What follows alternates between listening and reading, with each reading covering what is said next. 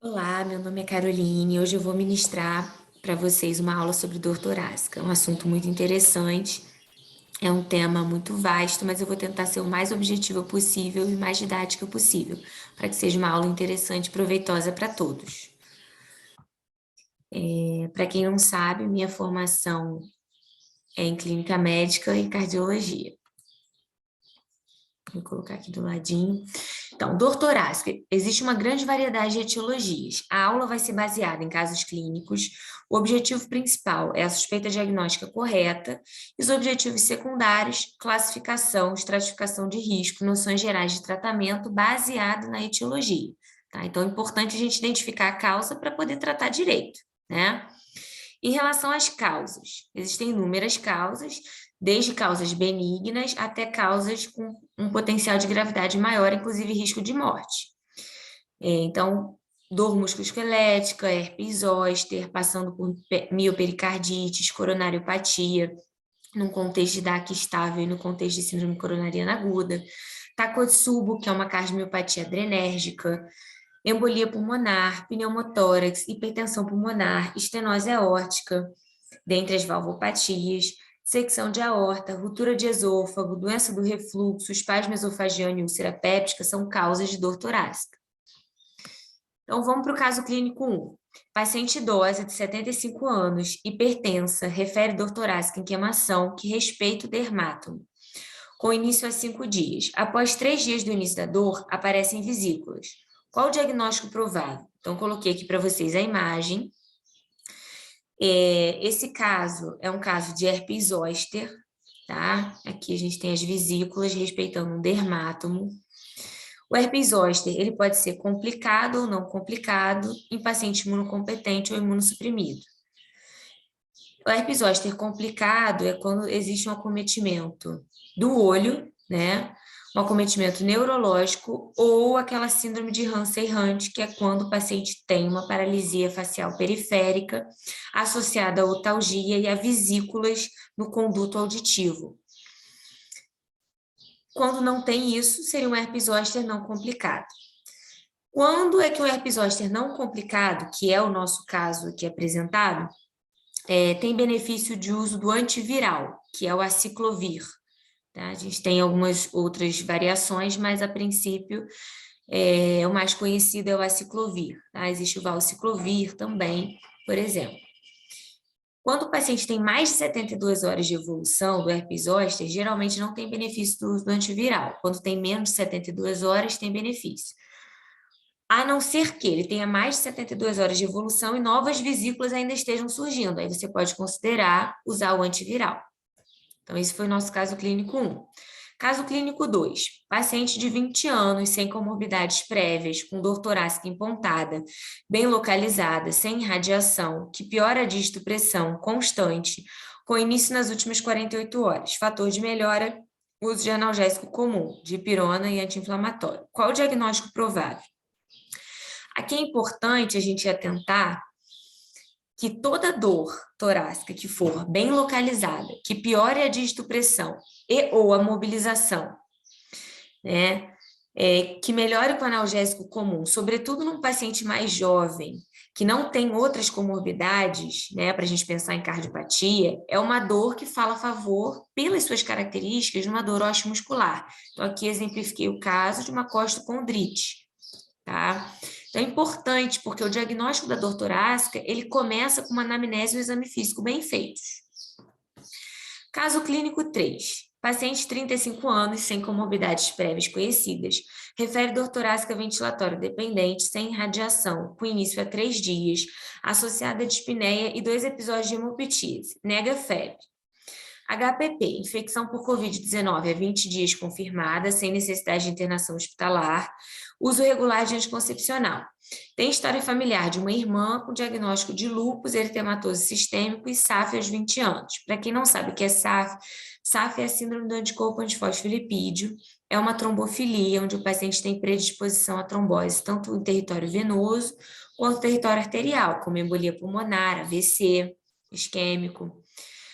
Ao exame físico, não coloquei o exame físico todo, coloquei só os pontos que tinham de alteração e que são relevantes para o caso. A paciente encontrava-se taquicárdica, normotensa e com edema assimétrico de membros inferiores, esquerdo maior do que a direita. Então, qual o diagnóstico provável? Uma mulher jovem, que tem fatores de risco para embolia pulmonar, porque teve infecção por Covid-19 há 20 dias, usa anticoncepcional e tem história familiar de trombofilia, se manifesta clinicamente com edema assimétrico de membros inferiores, com dor torácica, ventilatória dependente, dispneia e hemoptise. Então, o diagnóstico mais provável do caso é embolia pulmonar, tá? Se não pensaram, a partir de hoje, vão pensar em embolia pulmonar. 70% a 90% dos casos de embolia pulmonar tem como causa TVP de membros inferiores, sobretudo proximal. Ui? Quando a gente deve pesquisar trombofilia? A gente deve pesquisar trombofilia sempre que eu tiver uma trombose recorrente, sobretudo em pacientes jovens, abaixo de 50 anos, ali no slide está errado, abaixo de 50 anos. Se eu tenho um tromboembolismo num local inusitado, ou se eu não encontro fatores de risco, então um tromboembolismo imotivado. Uma coisa é eu dizer para você que a paciente foi submetida a uma cirurgia ortopédica, ela está imobilizada, então isso é fator de risco para ela complicar com TVP e com TEP, por conseguinte. Agora, se ela não tem, por exemplo, imobilização, ela não tem um fator claro causador, se for um tromboembolismo imotivado, passa a ser necessária investigação de trombofilia. Tá? Lembrar que a anticoagulação plena é o tratamento dos pacientes com tromboembolismo, seja tromboembolismo venoso, seja embolia pulmonar. O paciente deve ser anticoagulado plenamente e que a pesquisa de algumas trombofilias passa a ficar alterada em vigência do quadro agudo e do uso de anticoagulação plena. Por exemplo, se você dosar proteína C, proteína S, antitrombina 3 com o paciente anticoagulado, tem risco desses exames estarem alterados. Agora, mutação, fator 5 de Leiden, né? Aí já não tem tanto risco de estar alterado. Não, geralmente não se altera com a anticoagulação, pesquisa de mutação. Então, sempre vale a pena trocar uma ideia, discutir com o hematologista o que vale a pena pedir na pesquisa de trombofilia. Quais são os fatores de risco para embolia pulmonar? Então, trombofilia a gente já comentou. Dentro de trombofilia, a gente tem deficiência de proteína C, proteína S, antitrombina 3, fator 5 de Leiden, SAF, tá?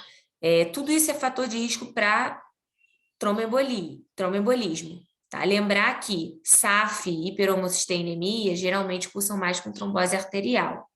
Tá? SAF também pode cursar com trombose venosa. Mas nada impede que o paciente tenha uma trombofilia que predispõe a trombose venosa, como, por exemplo, deficiência de proteína CS, tem uma TVP e, a partir de uma TVP, evolua com TEP. Imobilização é um outro fator de risco que a gente comentou. Por exemplo, o paciente vai fazer uma cirurgia ortopédica, joelho ou tornozelo, fica um tempo sem andar, imobilizado no pós-operatório. Se não é feito a profilaxia adequada, né, com enoxaparina subcutânea, com compressor pneumático, né? Muitas vezes em cirurgia ortopédica, essa profilaxia se estende até na alta, com o uso de medicação anticoagulante oral, tá? Por exemplo, o Xarelto em casa por um tempo maior. Se essa profilaxia não é feita adequadamente, o paciente tem maior risco de evoluir com TVP e TEP. Uso de anticoncepcional, terapia de reposição hormonal, paciente com neoplasia tem maior chance de embolia pulmonar e pacientes obesos. Qual costuma ser o quadro clínico? Dispneia disparado, sintoma mais comum, seguido de dor pleurítica, tosse, edema de membros inferiores assimétrico é possível, né, por conta da associação com TVP, turgência jugular patológica. Se o paciente evoluir com corpo pulmonar agudo, sobrecarga ventricular direita, até disfunção ventricular direita, pode se manifestar com sinais de IVD ao exame físico, como turgência jugular patológica.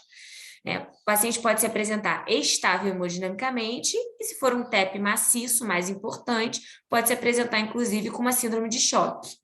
Tá? Então, o tratamento é anticoagulação plena.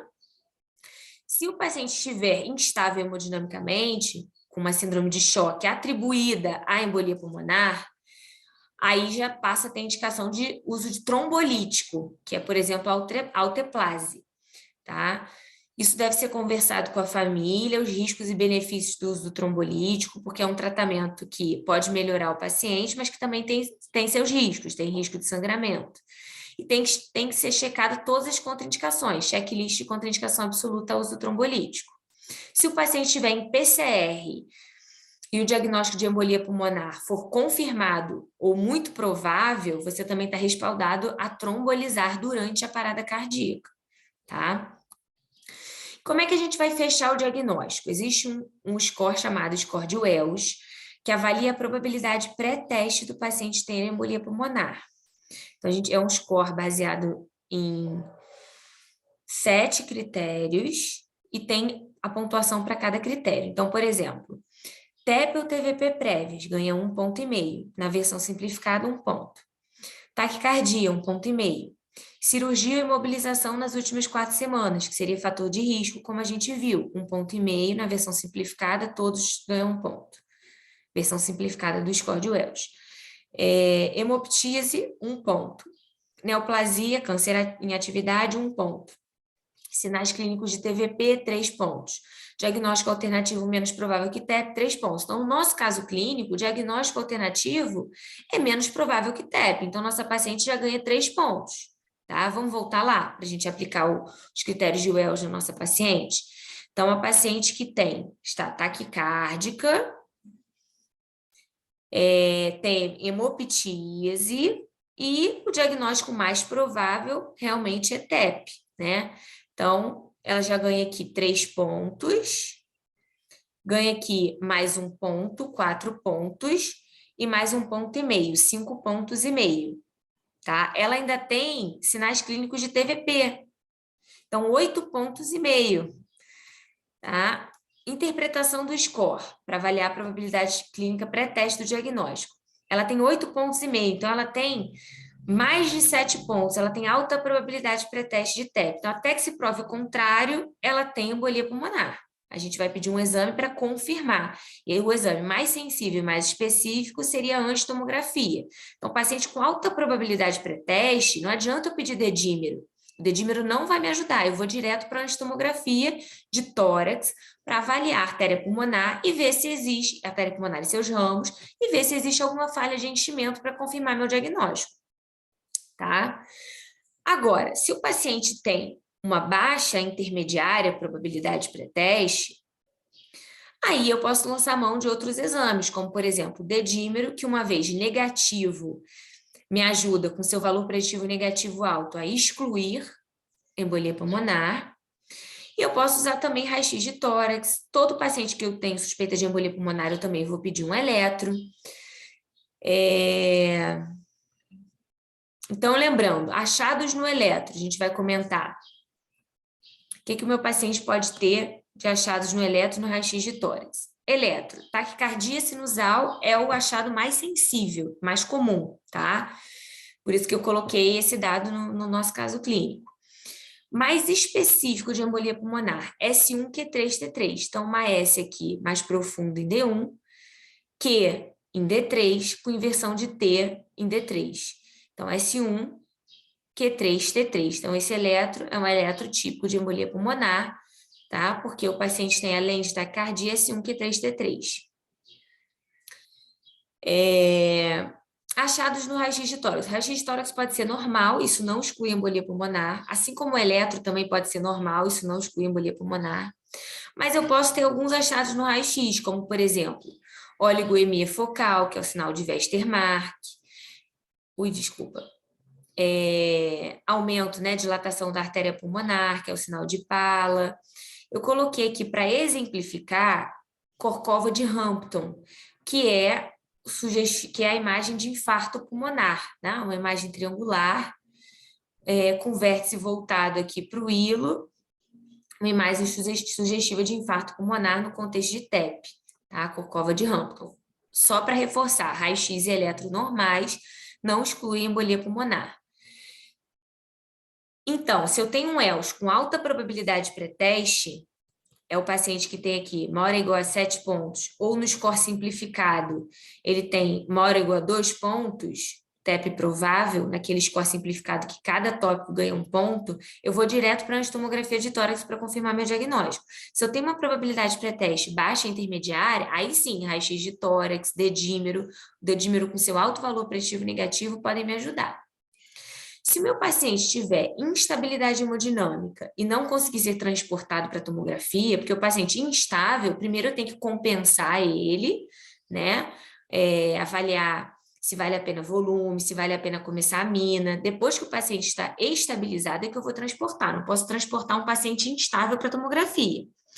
Então, se ele está instável, eu estou suspeitando de embolia pulmonar, ele tem indicação de trombólise. Como é que eu posso ter esse diagnóstico confirmado se eu não tenho como levar o paciente para a tomografia? Eu posso fazer uso do ecocardiograma à beira do leito.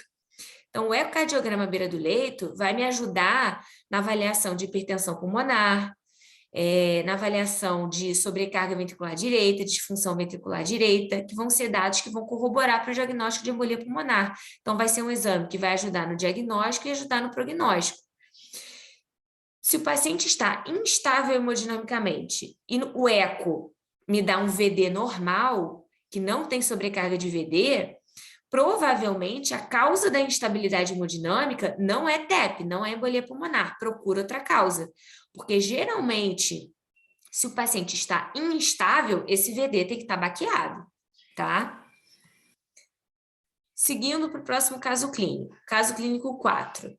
Paciente 40 anos apresentou um quadro clínico de infecção por Covid-19 e após 10 dias do início do quadro, refere início de dor torácica ventilatória dependente com irradiação para pescoço e trapézio, que piora ao deitar e melhora parcialmente com o tronco inclinado para frente.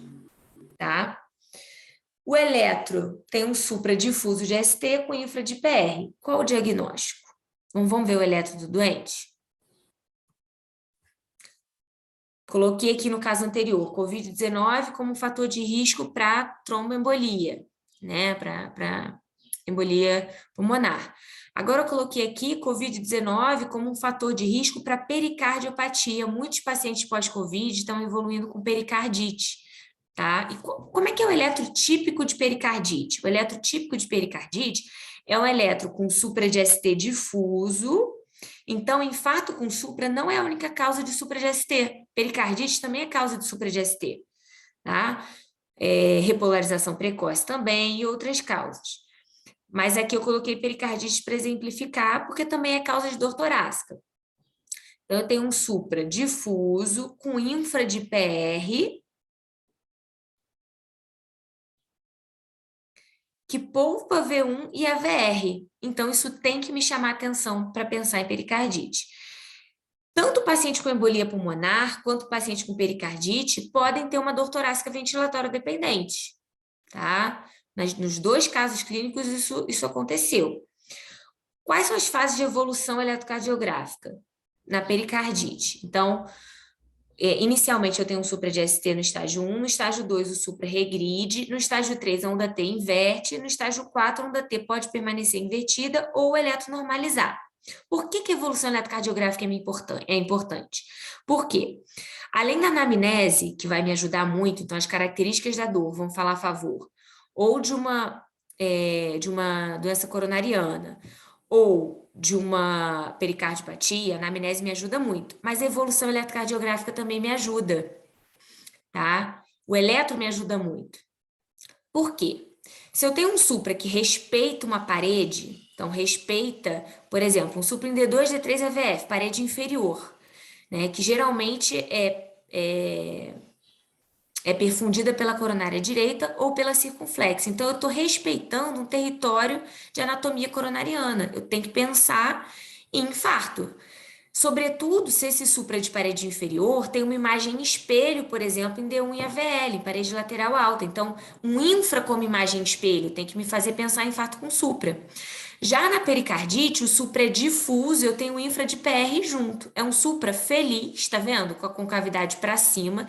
E é um supra que vai respeitar essa evolução eletrocardiográfica. Então, mais uma coisa que pode me ajudar. Se a onda T só inverte quando o segmento ST normaliza, volta à linha de base, se eu tenho um supra associado à inversão de onda T, ao mesmo tempo, tanto o supra com a inversão de T, né, evoluindo com a amputação da onda R e com onda Q patológica, eu tenho que pensar em evolução eletrocardiográfica de infarto com supra e não pericardite, porque na pericardite o supra regride para depois a onda T inverter. Então, a anamnese me ajuda com características da dor, o eletrocardiograma da admissão me ajuda e a evolução eletrocardiográfica me ajuda também. Existem várias causas de pericardiopatias. Quando eu falo pericardiopatias, eu estou falando tanto pericardite aguda quanto pericardite crônica, que geralmente o marco são mais de 3 meses, pericardite constritiva, derrame pericárdico. Estou colocando as pericardiopatias num bolo, né?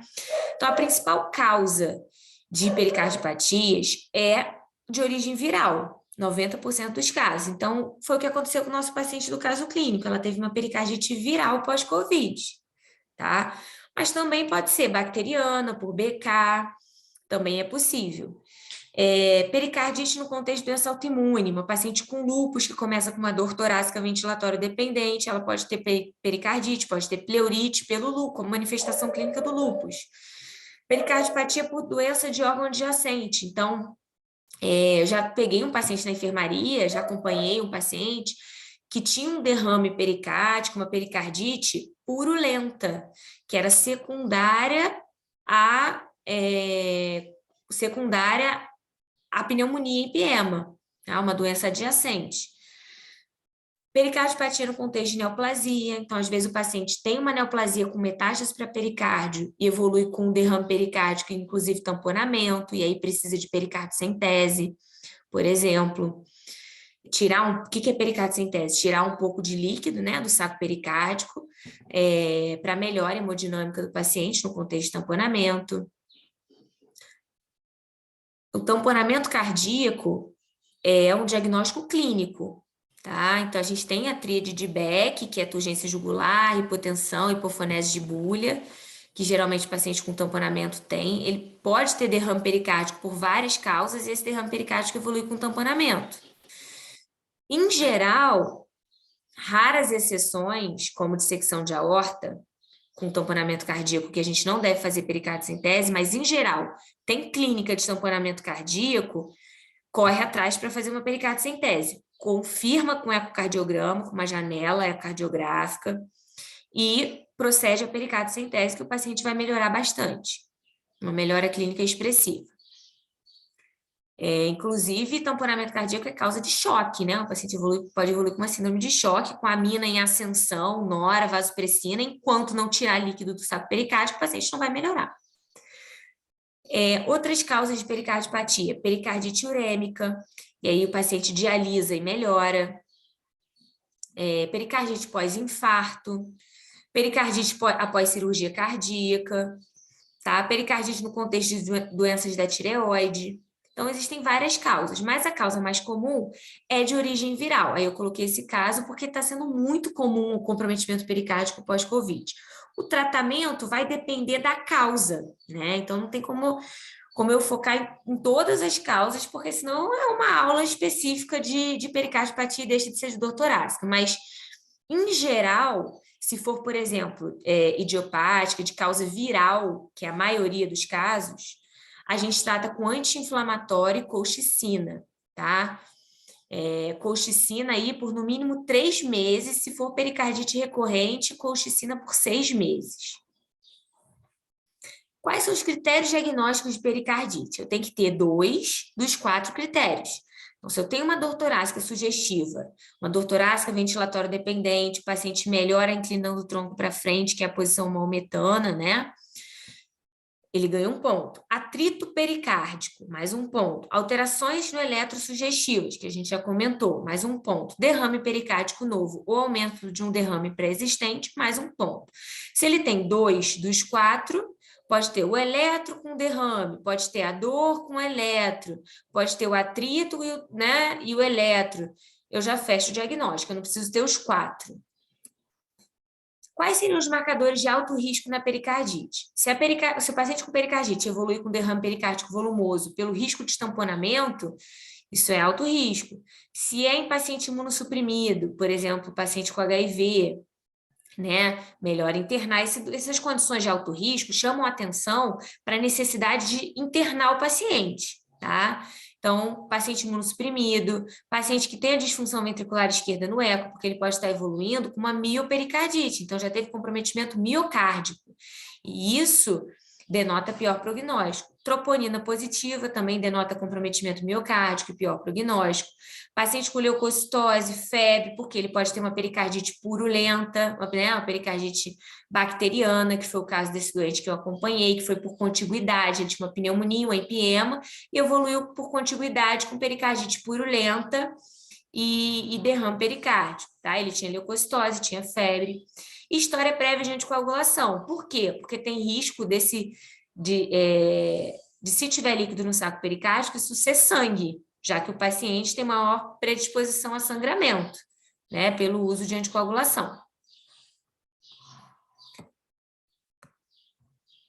Quais são os exames por onde passa a investigação inicial desses pacientes? Sempre investigar distúrbio da tireoide, TSH e T4 livre, avaliar a função renal, porque eu falei para vocês que existe pericardite urêmica, hemocultura, principalmente se você pensa em pericardite bacteriana, se o paciente tem leucocitose, tem febre, pensar em doença autoimune, ver se ele tem alguma coisa para lúpus, né? Aplicar os critérios de lúpus e pedir um rastreio de doença reumatológica, foi em fator reumatoide. Se o paciente tiver um derrame pericárdico volumoso, ou eu suspeitar de uma etiologia que demande um tratamento específico, vale a pena uma pericardicentese para mandar esse líquido pericárdico para análise, tá? Tanto bioquímica quanto para cultura, para germe comum, cultura para tuberculose, ADA do líquido pericárdico, né? Para pesquisas de tuberculose, ADA positivo falaria a favor, ADA aumentado, desculpa, a favor de tuberculose. Então, se eu suspeito de uma etiologia específica ou se eu tenho um derrame pericárdico volumoso, vale a pena colocar uma agulha ali no espaço pericárdico, puxar um pouquinho do líquido do saco pericárdico e mandar para esse líquido para análise, tá? Por quê? Se for purulento, se for bacteriano, se crescer germe bactéria na cultura, isso muda a minha conduta, né? O paciente vai passar a ter que receber antibiótico. Se é tuberculose, tem um ADA aumentado, cultura para BK céu positivo, então o paciente vai ter que tratar com RIP, né? Então isso vai mudar a minha conduta, vai mudar meu tratamento. Se for, por exemplo, um derrame pericárdico, o paciente tem uma neoplasia metastática, eu acho que esse derrame pericárdico é neoplásico. Eu vou tratar a doença de base, eu vou tratar a neoplasia. Com químio, enfim, com cirurgia. O fato de já ter comprometimento pericárdico, um derrame, denota uma doença mais avançada, mas aí vai depender do subtipo histológico, né? Qual é a neoplasia primária. Enfim, você vai tratar a doença de base. Caso clínico 5. Homem, 60 anos, hipertenso, diabético, tabagista, refere a um ano dor torácica retroesternal em aperto, sem radiação, com duração de 10 minutos, desencadeada pelo esforço físico, com melhora após repouso ou uso de Zordil. História familiar. O pai faleceu de infarto aos 50 anos, então ele tem história familiar precoce de doença coronariana, que seria parente de primeiro grau, homem abaixo de 55 anos, mulher abaixo de 65 anos. Então, a gente tem um homem cheio de fatores de risco para a doença coronariana e que tem uma dor típica. O que é dor típica? Né? Características da dor. O que denota uma dor típica para a doença coronariana? Então, primeiro, uma dor que seja retroesternal ou precordial, tá? Sobretudo em aperto, que melhora com repouso ou uso de nitrato, que piora com esforço físico e estresse emocional. Se ele tem as 3 características, ele tem uma dor anginosa típica. Se ele tem 2 das 3, ele tem uma dor atípica. E se ele não tem nenhuma ou uma característica, ele tem uma dor não anginosa. Então, o nosso caso é um paciente que tem dor retroesternal, um ponto, piora com esforço físico e melhora com repouso exordio. Então, ele tem os 3 pontos, tem uma dor anginosa típica. Ele tem 60 anos, então aqui é uma tabela da ESC, 2019, guideline da ESC, que mostra a probabilidade pré-teste do meu paciente ter doença coronariana, tá? Então, é sempre interessante aplicar essa probabilidade pré-teste de acordo com a idade do paciente, sexo e tipo da dor. Inclusive, a ESC, ela contemplou também dispneia, que era uma coisa que não tinha nos algoritmos no algoritmo de Diamond-Forrester, que era o algoritmo antigo para a gente avaliar a probabilidade pré-teste de doença coronariana.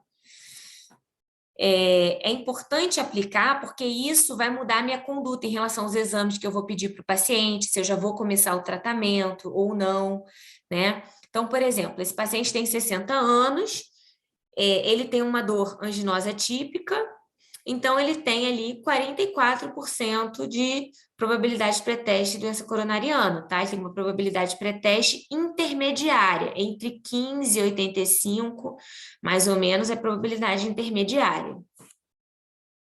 Tá? Mas a gente sabe que a dor é uma dor típica, ele tem múltiplos fatores de risco, então, de forma subjetiva, ele tem altas chances de ter doença coronariana, tá? Mas pela tabela deu ali probabilidade intermediária.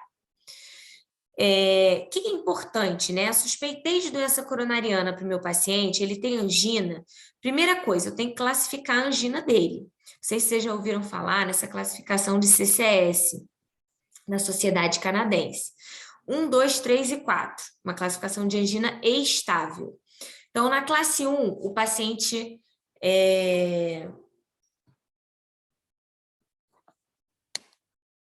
Na classe 1, desculpa, estava acabando a bateria, eu conectei o computador na tomada. Na classe 1, atividade física habitual, como caminhar, subir escada, não provoca angina. A angina acontece com esforço físico prolongado e intenso. Na classe 2, o paciente tem uma discreta limitação para atividade habitual. Então, a angina ocorre ao caminhar e subir escadas rapidamente. Caminhar em ladeira, caminhar e subir escada após refeição, ou no frio. Enfim, essa é a classe CCS2. CCS3, ele tem limitação com as atividades habituais. A angina ocorre ao caminhar um quarteirão plano ou subir um lance de escada. E CCS4 é incapacidade de realizar qualquer atividade habitual sem desconforto. Os sintomas anginosos podem estar presentes, inclusive, no repouso, tá? Isso aqui é importante, está no cabeçalho do doente, tá? A classe funcional aqui da angina. E quando é que eu tenho que pensar que essa angina estável pode estar caminhando para uma síndrome coronariana aguda? Então, essa placa de ateroma, né, pode ter instabilizado, ativado cascata de coagulação e o paciente esteja caminhando para um quadro de angina instável. Se o paciente tem uma angina em crescendo, então antes ele tinha uma angina CCS2, ele tinha uma angina para caminhar em ladeira, né? Ele tinha angina para subir escadas rapidamente. Agora, ele tem angina para tomar banho. Então, uma angina que vem piorando progressivamente, com episódios de maior duração e com limiar menor. Então, menor quantidade de esforço causa dor. Antes ele precisava fazer mais esforço, agora ele precisa fazer menos e tem dor. Então, isso já denota um quadro de angina instável. Angina em repouso, que dura mais de 20 minutos, que não melhora com isodil sublingual, né? Já denota um quadro de angina instável, tem que orientar o paciente a procurar uma urgência. E angina de aparecimento recente. Então, por exemplo, o paciente não tinha angina previamente, e aí de 2 meses para cá, 1 mês para cá, né? O paciente começa a apresentar angina para subir um lance de escada, ou para caminhar em um quarteirão plano. Então, o paciente que tem angina de aparecimento recente, eu tenho que considerar ele como angina instável, tá? Então, ele vai ser encaminhado para urgência, rodar eletro, curvar a troponina, né, excluir infarto e provavelmente ser abordado aqui como uma angina instável se a troponina for negativa, se troponina positiva, aí é infarto. Enfim, essas características têm que chamar nossa atenção. Qual que é a base clínica do tratamento da doença coronariana? Estável, né, da DAC crônica. Primeira coisa, a S-estatina muda a mortalidade? Sim, muda a mortalidade. Eu tenho meta de LDL para atingir? Sim. Se ele tem doença coronariana, ele tem alto risco cardiovascular, porque ele já tem doença cardiovascular estabelecida. Então, a meta de LDL dele, que antigamente era 70, nas novas diretrizes brasileiras caíram para uma meta de LDL abaixo de 50. E o controle da pressão desse paciente, se ele é hipertenso? O controle da pressão desse paciente tem que ficar em menos que 130/80 e mais que 120/70. Então, na diretriz de hipertensão, recomendo que vocês leiam, Diretriz de Hipertensão Brasileira de 2020, ele coloca uma tabela de estratificação de risco do paciente hipertenso, e a partir do momento que você estratifica o risco do paciente hipertenso, você decide a melhor forma de tratamento para ele. Então, se ele é um paciente hipertenso que tem doença cardiovascular estabelecida, ele já tem DAC, é um paciente de muito alto risco. Então, é um paciente que tem uma meta menor de pressão, menor que 13/8 e maior que 12/7. Por que eu não posso abaixar mais a pressão do que isso? Porque se eu baixar demais, sobretudo a pressão diastólica, eu também vou piorar a perfusão coronariana, tá? Isso pode precipitar a angina. Então, esse mnemônico é interessante. IEBA, para a gente não esquecer do IECA, estatina, beta-bloqueador e aspirina, tá? Beta-bloqueador, para todo mundo com DAC crônica, muda a mortalidade? Não. Beta-bloqueador é um excelente antianginoso, mas ele muda a mortalidade em alguns cenários. Então, em paciente que tem disfunção ventricular esquerda, que tem fração de ejeção reduzida, ICFER, que a gente chama, paciente que teve infarto nos últimos 2 ou 3 anos, nesses casos, o beta-bloqueador muda a mortalidade. Se o paciente não tiver esses cenários, mas tiver angina, não for enquadrado nesses cenários, mas tiver angina, o beta-bloqueador também é utilizado como droga de primeira escolha no tratamento da angina, droga de primeira linha, tá? E o IECA? IECA para todo mundo? IECA para todo mundo. Claro que a evidência do uso do IECA sobe mais ainda se eu tenho um paciente diabético, com nefropatia, porque a gente sabe que também reduz a progressão de doença renal, né? Reduz proteinúria. Se o paciente tem disfunção ventricular esquerda, também o nível de evidência para o uso do IECA sobe, mas ele é recomendado também em todo mundo, a não ser que o paciente tenha contraindicação. Tá? Tenha feito hipercalemia com uso de ECA, por exemplo, angioedema, tem a hipersensibilidade ao uso do IECA, aí a gente não vai usar a medicação. Então, primeira coisa, suspeitei de doença coronariana, coloco o paciente na probabilidade pré-teste, nessa tabelinha. Ah, mas eu estou certa de que o paciente tenha doença coronariana. Ele tem angina típica, professora. Beleza, então vamos começar para ele. AS, estatina de alta potência, atorvastatina 40 a 80 miligramas, ou rosuvastatina 20 a 40 miligramas. Ou, se o paciente não tiver dinheiro para comprar, eu tenho a opção simvastatina de 40 associada a ezetimiba 10 miligramas. Junto com AS, junto com beta-bloqueador, principalmente se tiver angina ou disfunção ventricular ou história de infarto prévio, e o IECA, com essas metas de LDL e essas metas de pressão. E vou classificar ele de acordo com o CCS, classificar o estágio ali, classe funcional da angina, beleza? Eu tenho que pedir algum exame para esse paciente para confirmar que ele tem a doença coronariana? Sim. Se ele tem alta probabilidade pré-teste de ter doença coronariana, eu vou pedir um exame prognóstico. Então, eu já tenho praticamente certeza que ele tem doença coronariana. Eu vou começar o tratamento e vou pedir um exame prognóstico. Então, por exemplo, comecei o tratamento. A gente vai comentar do tratamento antianginoso. O paciente melhorou da dor, ficou bem com o tratamento, não está tendo mais angina. Eu vou pedir um teste prognóstico, não diagnóstico. Até porque o fato de ele ter melhorado com o tratamento também corrobora o fato de ele ter DAC. O que é esse exame prognóstico? Ele vai fazer o exame fazendo uso das medicações contínuas, não vai interromper medicação nenhuma. Você vai botar ele, se ele não tiver nenhuma contraindicação, prioritariamente para correr na esteira. E pode associar isso a um método de imagem, então cintilografia com esforço físico. Se ele tiver algum problema osteoarticular e não puder correr na esteira, você pode pedir uma cintilografia com estresse farmacológico. Vocês não precisam saber detalhes da estratificação funcional. nesse momento. Só saber que existe essa possibilidade. Então, cintilografia com esforço físico ou farmacológico, ecoestresse é uma outra possibilidade, ressonância cardíaca é uma outra possibilidade, teste ergométrico simples também é uma outra possibilidade, tá?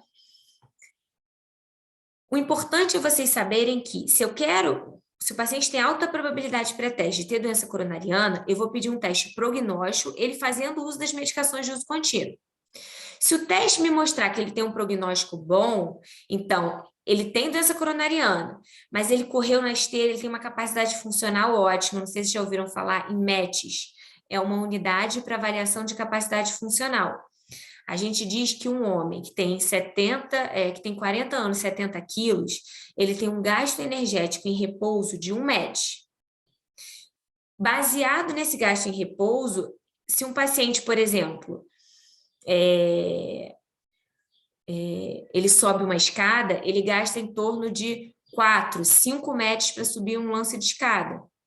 Né? Então, é um equivalente metabólico, que eu uso para avaliar a capacidade funcional, o gasto energético que o indivíduo tem para realizar aquela atividade específica. Então, se ele tem doença coronariana, mas ele está plenamente medicado, tratado, com a pressão controlada, colesterol no alvo, não está sentindo mais dor, eu coloco ele para correr na esteira e a pressão dele sobe com esforço, que é o esperado, né? Significa que o ventrículo está contraindo bem, não evoluiu com disfunção ventricular no esforço, então a pressão sistólica subiu com esforço. Ele não teve dor com esforço, ele teve uma capacidade funcional boa, então ele por exemplo, uma capacidade funcional com 8 METs, 10 METs, que seria excelente, é um paciente que tem doença coronariana, mas ele tem um bom prognóstico. Não preciso pedir cateterismo para ele, por exemplo. Agora, eu começo a tratar esse paciente, ele mantém dor, apesar do meu tratamento clínico estar otimizado, a gente vai falar o que é tratamento antianginoso, mas apesar dele estar com a pressão no alvo, dele estar com vários medicamentos antianginosos, ele continua com dor, aí não adianta eu botar ele na cintilo com esforço físico. Aí eu vou ter que pedir um cateterismo, uma cineangiocoronariografia, para ver a anatomia coronariana e ver se eu vou ter que mexer nessa anatomia coronariana, programar uma angioplastia ou uma cirurgia de revascularização do miocárdio para melhora de sintoma, tá? E quando é que eu peço um teste funcional diagnóstico? Quando, por exemplo, meu paciente tem probabilidade pré-teste intermediária, pelaquela tabela, e eu quero confirmar que ele tem a doença coronariana. Então, eu posso indicar o teste, né? E o paciente vai fazer o teste sem uso das medicações, porque, por exemplo, se ele fizer o teste com beta-bloqueador, né, isso limita o aumento do produto durante o esforço. Então, isso pode mascarar a isquemia. Então, eu vou tirar o remédio dele, ele vai fazer um teste diagnóstico, porque eu quero que apareça isquemia nesse teste, eu quero desmascarar a doença coronariana. Eu quero que ele corra na esteira para taquicardizar, aumentar a pressão, aumentar duplo produto, fazer um desbalanço entre oferta e consumo de oxigênio do miocárdio e aparecer a isquemia, que não aparecia no repouso. E aí eu fechar o diagnóstico de doença coronariana. Pode ser cintilografia com esforço físico, farmacológico, ecoestresse, teste ergométrico, pode ser ressonância cardíaca, que eu posso fazer com estresse farmacológico, só não dá para ser ressonância com esforço físico, né? Porque não tem como, mas dá para ser com estresse farmacológico. E eu tenho a opção de um teste funcional não invasivo anatômico. Desculpa, um teste não invasivo anatômico e não funcional, que é a angiotomografia de coronária. O paciente faz a angiotomografia, eu vejo, olha, tem placa ali. Então, confirmou o diagnóstico de doença coronariana. E aí, o paciente tem doença cardiovascular estabelecida, então eu vou ter metas de tratamento mais rigorosos, tá? Isso é só para vocês terem uma ideia, tá? Uma ideia de como é que é essa investigação, classificação e tratamento iniciais da DAC, que é uma doença muito prevalente. A gente sabe que doença cardiovascular é o que mais mata no mundo, né? Então, mesmo que vocês não façam cardiologia, é importante, é um tema muito relevante. Então, aqui eu coloquei uma tabelinha, por isso que eu falei, nesse tema, eu falei um pouquinho mais de tratamento, apesar de vocês serem 4º ano, porque eu acho que é um tema de suma importância e muito comum, muito prevalente. Então, em relação aos antianginosos, primeiro eu vou controlar os fatores agravantes ou precipitantes da angina. Claro que o paciente que tem DAC, ele vai ter lá na receita dele Isordil sublingual 5 mg em caso de dor. Porque se ele sente dor em casa, ele tem que ter uma medicação SOS na hora para usar. Ah, doutor, mas eu usei o Isordil, geralmente minha dor melhorava em 5 minutos, quer dizer, fala a favor de angina estável. Agora eu usei Isordil, minha dor não melhorou. Então é melhor o senhor procurar uma urgência, né? Essa placa pode ter instabilizado e o paciente está evoluindo com uma síndrome coronariana aguda. É melhor procurar urgência para fazer eletro por vatroponina. Esse aqui é o algoritmo da DAC crônica. Então, primeira linha, beta-bloqueador como antianginoso. Segunda linha, bloqueador de canal de cálcio, como por exemplo, amlodipino. Trimetazidina, que é uma droga de ação metabólica, então é interessante porque não mexe com pressão e frequência cardíaca, pacientes que já estão com a pressão e a frequência cardíaca já no limite inferior. Ivabradina, interessante sobretudo se o paciente tiver disfunção ventricular esquerda e estiver já com a dose do beta-bloqueador otimizado. Nitrato de longa duração seria a terceira linha, que é o monocordil. Tá? E halopurinol, a quarta linha, a gente quase não usa, tá? Para ser sincera, na prática. Então, na prática, primeiro a gente usa o beta-bloqueador, otimiza a dose do beta-bloqueador, associa bloqueador de canal de cálcio. Vastarel, que é a trimetazidina, é uma opção. Ivabradina, mais para quem tem disfunção ventricular, que está com beta-bloqueador otimizado. E terceira linha, o monocordil, tá? Que é o mononitrato de isosorbida. Para quem que eu vou pedir cateterismo? Eu vou pedir cateterismo para aqueles pacientes que tiverem isso na DAC estável, né? Angina CCS 3 ou 4, que a gente viu ali na classificação. Então, aquele paciente que tem dor aos pequenos esforços, que tem dor em repouso, né? Tem dor ali para subir um lance de escada, tem dor em repouso, dor para tomar banho, que é refratário ao tratamento clínico otimizado. Então, ele já está com a pressão controlada, menor que 13/8, maior que 12/7, está com a frequência cardíaca controlada, está com beta-bloqueador otimizado, bloqueador de canal de cálcio, está com Vastarel, está com monocordil, quer dizer, está com uma gama importante do arsenal de antianginosos e continua com dor refratária.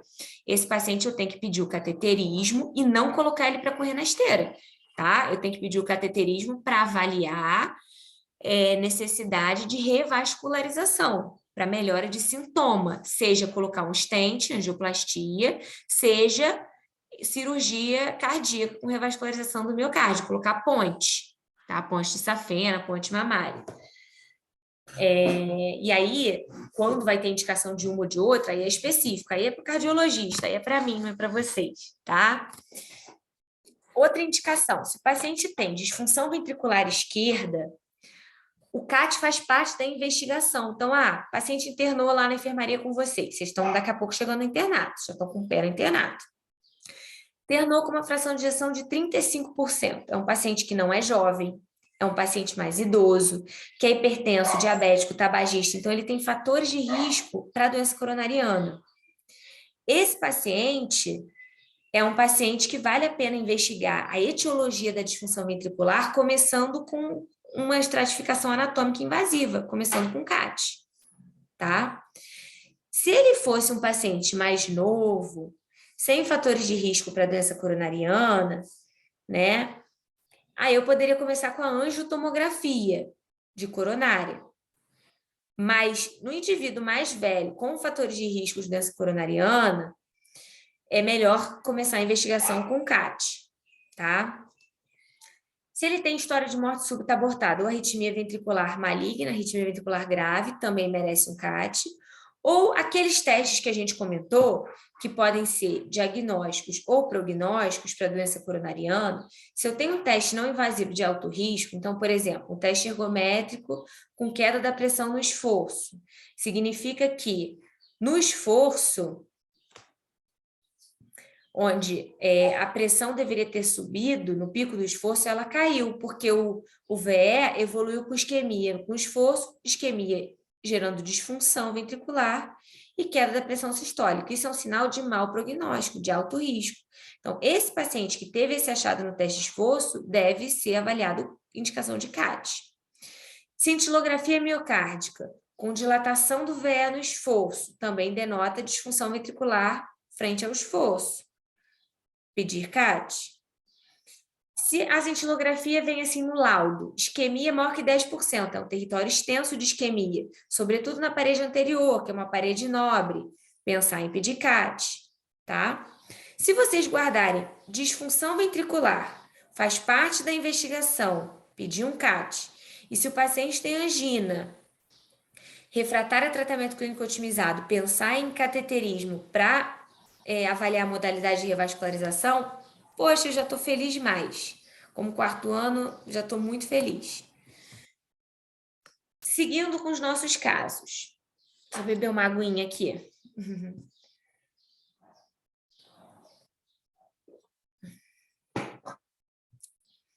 O caso 6. Paciente de 70 anos, hipertensa, diabética, dá entrada no pronto-socorro com dor precordial em aperto, com início a 40 minutos. Piora progressiva com irradiação para mandíbula e membro superior esquerdo. O que a gente vê no eletro aqui dessa paciente? A gente vê um supra de ST, né? Um supra de ST na parede anterior. Na verdade, na parede anterior, V1 AV6, D1 e AVL, parede lateral alta. Então, um infarto com supra de ST anterior extenso. Pega a parede anterior, parede lateral alta, com imagem em espelho, olha o que eu falei para vocês de imagem em espelho, com infra na parede inferior, tá? Uma paciente que tem fatores de risco para doença coronariana. Se eu colho a anamnese e ela me fala que ela já tinha uma angina estável antes, por exemplo, ela já tinha angina para subir ladeira, CCS2, e agora ela chega no pronto-socorro com essa queixa e cheia de fatores de risco e com esse eletro, né? Quer dizer, antes de ter o eletro, eu já suspeito de síndrome coronariana aguda, por todos os dados da história, né? Mas com eletro já confirmo infarto com supra. Esse gatinho bonitinho, né? E aí, como que a gente vai manejar esse caso? Infarto com supra de ST, de parede anterior extenso. O tripé para o diagnóstico da síndrome coronariana aguda deve ser clínica, eletro e marcador de necrose, troponina. Lembrar que é curva de troponina, não estou falando de valor isolado de troponina, estou falando de curva, tá? Até porque a gente vai ver lá na frente que infarto não é a única causa de elevação de troponina. A gente tem outras causas que também positivam troponina. E a gente vai definir mais lá na frente o que qual é a definição de infarto. Então, aqui é importante, porque se eu tiver uma clínica sugestiva, uma dor típica, mais curva de troponina positiva, eu fecho diagnóstico de infarto. Se eu tiver clínica mais eletro sugestiva, eu fecho diagnóstico de infarto. Como é que é o diagnóstico pelo eletro da síndrome coronariana aguda com supra? Eu tenho que ter um supra-ST maior ou igual a 1 milímetro em derivações contíguas, quer dizer, que denotem uma mesma parede, D2, D3, AVF, ou V1, V6, né? D2, D3, AVF, parede inferior, V1, V6, parede anterior, V1 a V4, parede anteroseptal. Em V2 e V3, o corte muda para eu considerar um suprapatológico, maior ou igual a 2,5 milímetros no homem abaixo de 40 anos, maior ou igual a 2 milímetros no homem acima de 40 anos, 1,5 milímetro na mulher. Em V7 e V8, o corte cai para maior ou igual a meio milímetro. É claro que isso é um guia, não para ser uma coisa engessada. Se eu tenho um paciente com múltiplos fatores de risco de doença coronariana, que tem uma dor típica e que tem um eletro prévio para comparação, sempre interessante pedir eletro prévio do paciente. Se ele tem um eletro prévio para comparação que não tinha supra, e agora eu tenho um eletro que tem supra, por exemplo, em V2 e V3, mesmo que seja um supra menor que 40 anos, de 2 milímetros em vez de 2,5, eu vou considerar o diagnóstico de infarto com supra como um diagnóstico mais provável, nesse caso clínico que eu coloquei, né? Por quê? Porque ele tem dor típica, ele tem fatores de risco, então isso aqui não é para engessar, gente, é para ajudar, é para ser um norte, mas não para ser cortes que engessem nossa conduta, tá? No infarto com supra, a prioridade vai ser sempre a reperfusão. E a gente vai falar sobre como que a gente vai proceder a essa reperfusão. Então, sempre o paciente chegou com dor torácica na emergência, merece um eletro em até 10 minutos. Se ele tiver alteração na parede inferior, D2, D3, AVF, a gente tem que complementar com V3R, V4R, V7 e V8, para avaliar VD e para avaliar parede posterior.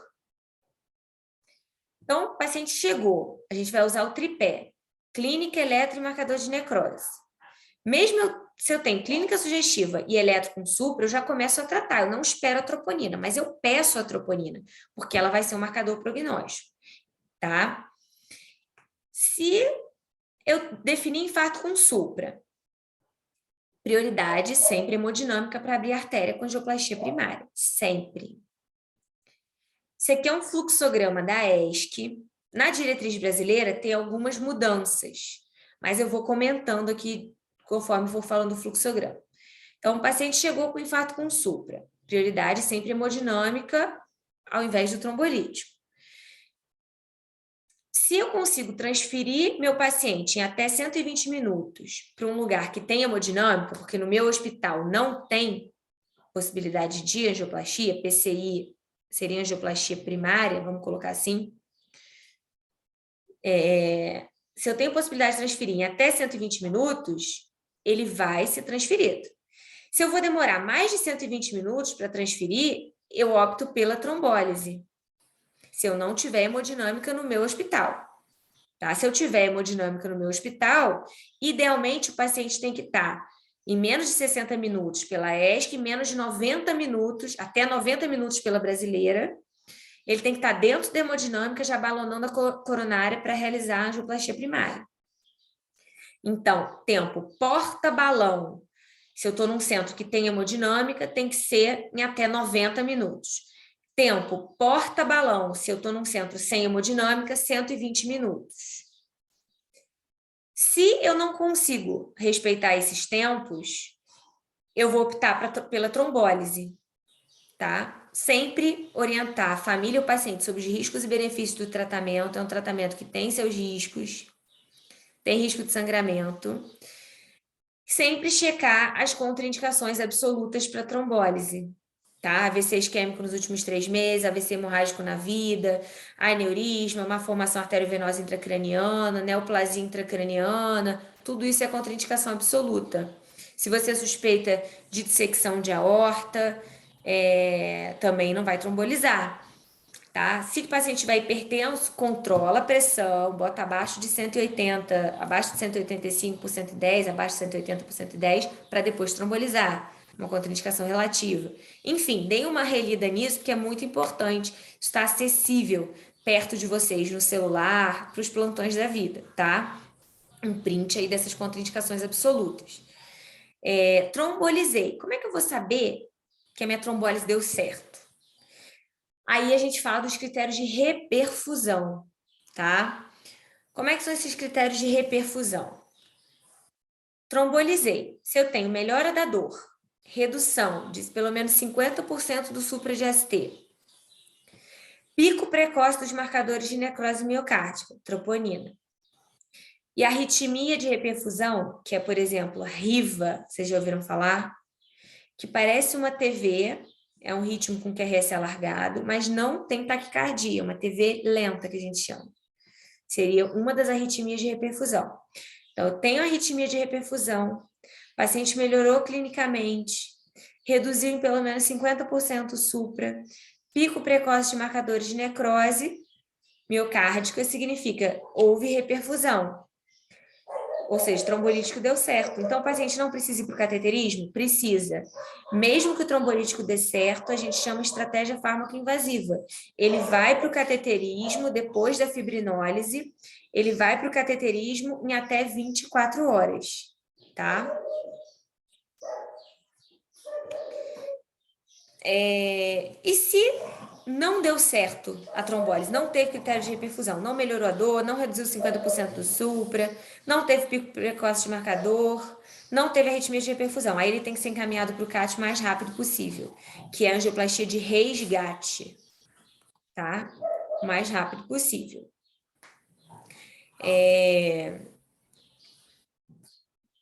Pacientes com contraindicação ao fibrinolítico, que evoluem com choque cardiogênico, sinais de insuficiência cardíaca aguda grave ou PCR revertida, devem ser encaminhados à prioridade sempre hemodinâmica, independente do tipo de infarto. Outra coisa, até quanto tempo eu tenho para optar por trombolizar o paciente? Até 12 horas, tá? Na embolia pulmonar, eu tenho até 14 dias para trombolizar.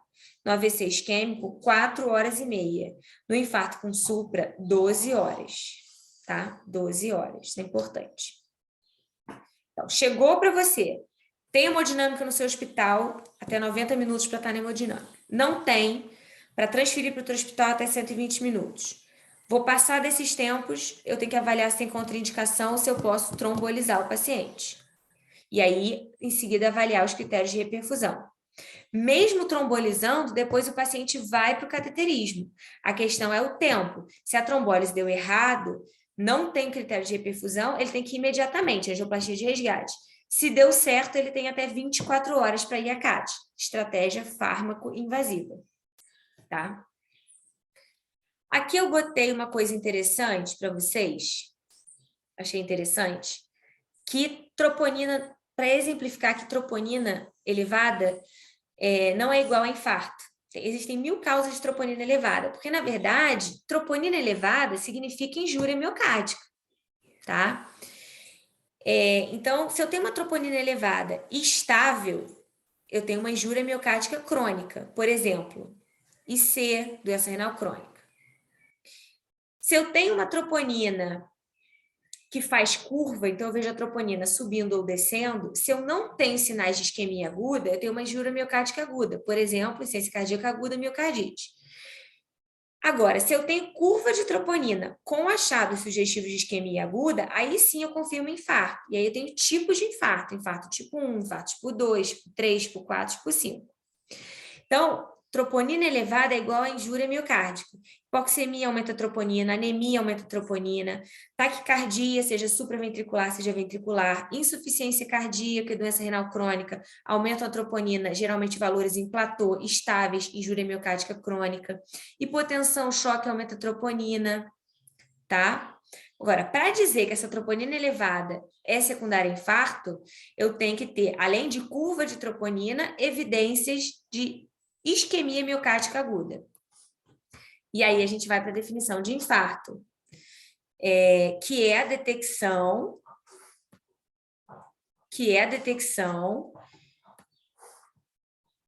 da troponina subindo ou descendo, com pelo menos um valor acima do percentil 99, mais pelo menos um dos critérios abaixo. Sinal e sintoma, sintoma sugestivo de isquemia, então uma dor torácica típica, novas alterações isquêmicas no eletro, supra, infra, inversão de onda T, desenvolvimento de onda Q patológica ou alteração no exame de imagem de perda de viabilidade miocárdica ou alteração de motilidade nova, por exemplo, o ecocardiograma, o paciente tinha uma parede anterior que batia normalmente, agora a parede anterior está hipocinética ou acinética, uma alteração segmentar nova, eu tenho que considerar o diagnóstico de infarto.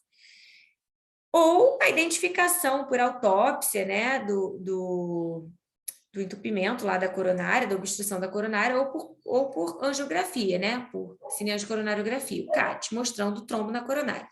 Então, eu tenho que ter curva de troponina mais sinais ou sintomas sugestivos de isquemia miocárdica para definir infarto. Nem todo supra de ST é infarto, nem toda troponina positiva é infarto. E a gente tem os tipos de infarto. O infarto tipo 1 é aquele onde existe uma ruptura, o que todo mundo conhece, né? Eu tenho a placa de ateroma, existe uma ruptura, erosão da placa com ativação de cascata de coagulação, formação de um trombo, e aí, ou oclusão total do vaso, cursando com infarto com supra, ou suboclusão do vaso, cursando com síndrome coronariana aguda sem supra, né? Infarto sem supra, o infarto tipo 1, né? Por doença aterotrombótica. Já o infarto tipo 2, ele é secundário a um desbalanço entre oferta e consumo de oxigênio. Então, mesmo que não exista uma placa, mesmo que não exista uma doença aterotrombótica obstrutiva na coronária, o paciente pode ter infarto, pode curvar a troponina, pode ter dor típica, tá? Porque eu tenho desbalanço entre oferta e consumo de oxigênio. Por exemplo, paciente interno com hemorragia digestiva.